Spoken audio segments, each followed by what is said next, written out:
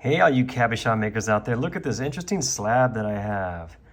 Made this myself from a rock that I found out in West Texas near the Rio Grande River.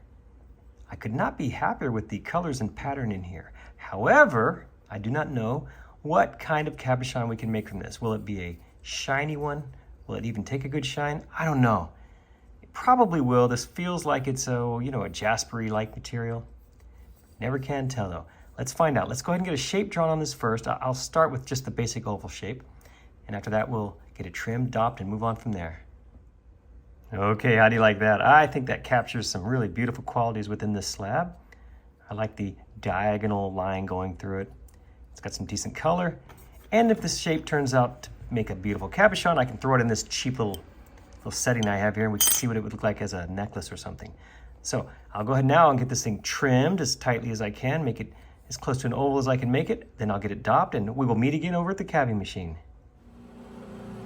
As usual, we start with the 80 grit wheel for the basic shaping.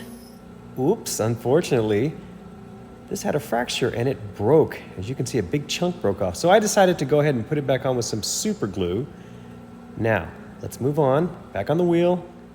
And this is how it looks, all dry. You can see I've got the dome formed, and yeah, there's a fracture line there, but it might go away.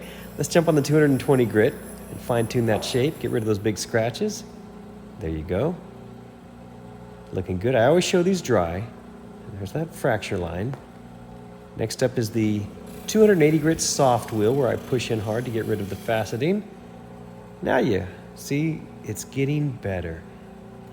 Oh, there it is. I was going to say I don't see that fracture, but it's still there. Now we'll get on the 600 grit wheel. And, oh, we're starting to get a reflection. Well, that's nice. Where's that fault line now? Let's see. Yep, right there. Okay, looking better.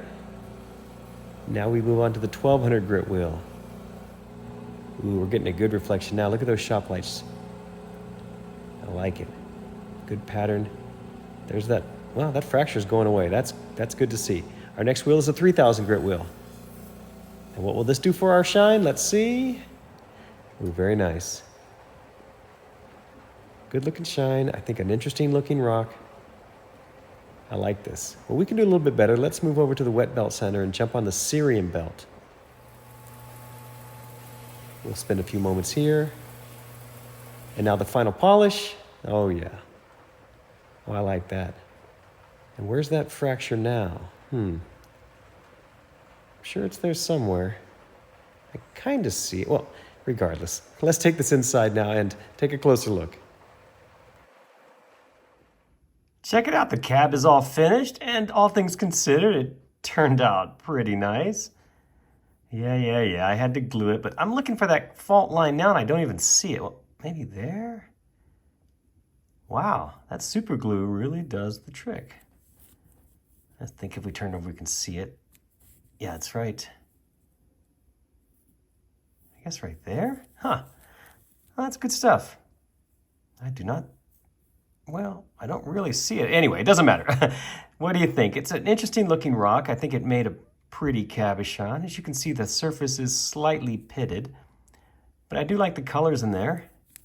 And this is, of course, how we started. And after 7 different grits, that's how it looks. And of course, because I use this standard oval shape, I can throw it in here and we can see what this thing would look like as a little piece of jewelry. I like it. Yeah, all things considered, I think this turned out really nice.